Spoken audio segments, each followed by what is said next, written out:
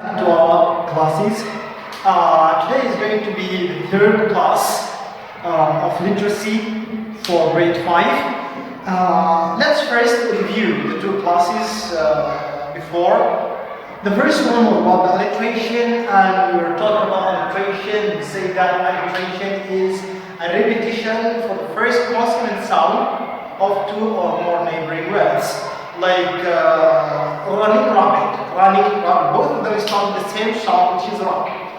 We say that we're not dealing with letters, we're actually dealing with sounds. That's why we say r sound, not r. Class number 2 was about idioms. And we say idioms is actually when you say something but you mean another thing. A good example here is saying that to take someone under your wings. We say that we don't actually mean to take him literally under your wings. We do mean that to look after that person. Another example is he has a memory of a fish. When we say somebody has a memory of a fish, we don't actually mean that he literally has a memory of a fish or his memory is a memory of a fish, but we mean that he forgets a lot. This is going to be class number 3, and it is about proverbs. Proverbs. Remember this word, proverb. Proverb is a saying or an expression that is said or said to teach you a lesson. So proverb is there to teach you a lesson. It's like a sentence, one sentence, but it has a moral. And when we say moral, we mean a lesson. One sentence with a moral. Good example here could be, look at this one.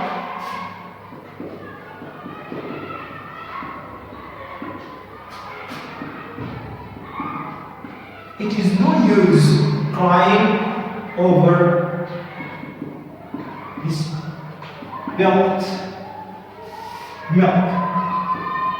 It is no use crying over spilled milk. Spilled milk is when you spill the milk, actually when it is like splashed over the floor, okay, you cannot gather it back. So it is no use crying over it.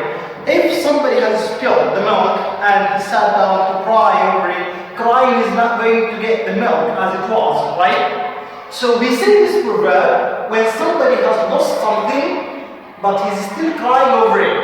And as you know, crying is not going to get it back. For instance, if somebody has failed the exam and he must cry because he has failed the exam, and you can say to that person, it is no use crying over the spilled milk, because now crying over the exam is not going to get it back. It's not going to make your marks well or better.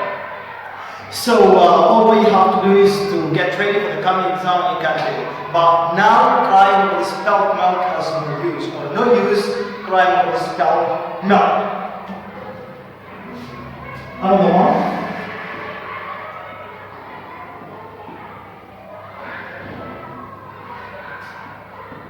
Do as you would be done by.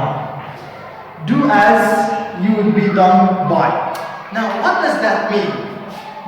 When somebody says that do as you would be done by, which means you do for people the thing that you like them to do for you. Okay? I mean, if you don't like somebody to bother you, you don't bother people. If you don't like somebody to call you names, don't call people names. If you don't like somebody to beat you, so don't beat others. Do as you would be done by. If you like, for example, people to talk to you in a nice way, you also talk to the people in a nice way. This is the meaning of this proverb. Do as you would be done by.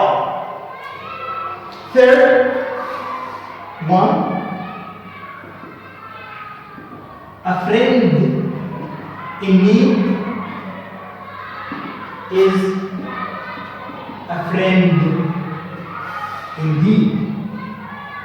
Indeed means really.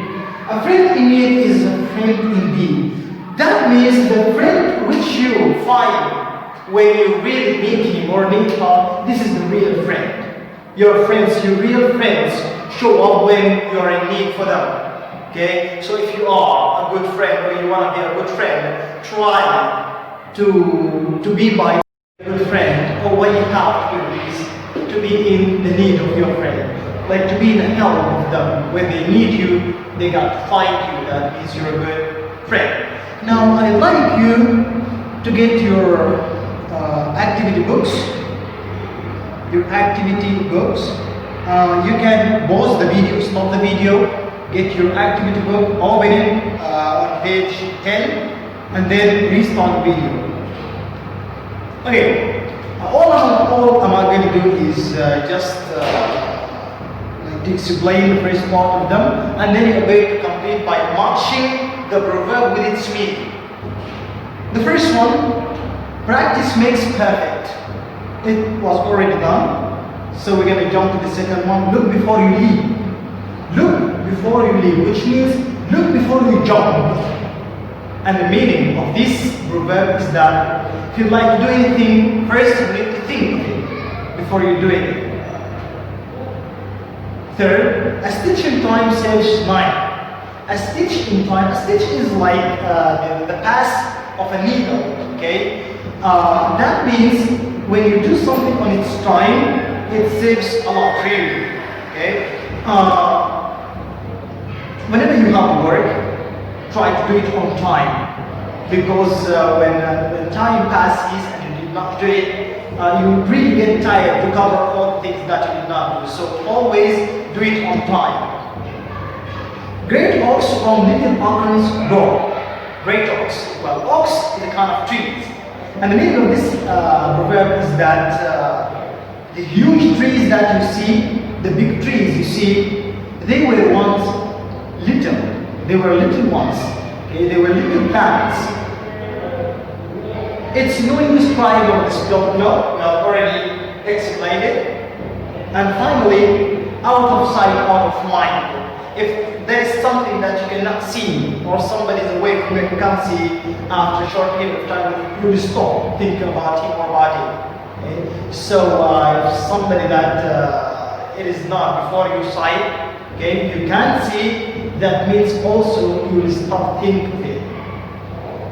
That's all. All we have to do is to link them down, match them, and by doing that you'll be done with the proverbs. If still you got something that you don't understand, you face a trouble with, you can contact me. God bless you all. Stay safe, protect your families, and protect yourselves. I wish you all the best, and see you later, alligator.